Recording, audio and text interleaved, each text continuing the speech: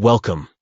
In this video, we'll show you how to request your Instagram data on your PC. Let's dive into the step-by-step process.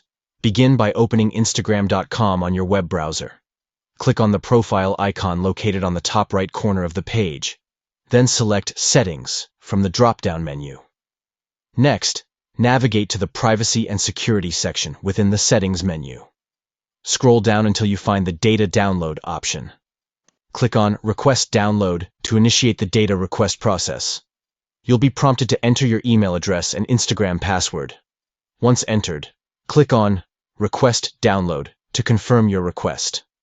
After submitting your request, Instagram will process your data and send it to the email address you provided. You can expect to receive the data within 48 hours. By following these simple steps, you can easily request and receive your Instagram data on your PC. This feature allows you to access and download a copy of your data for personal reference or backup purposes.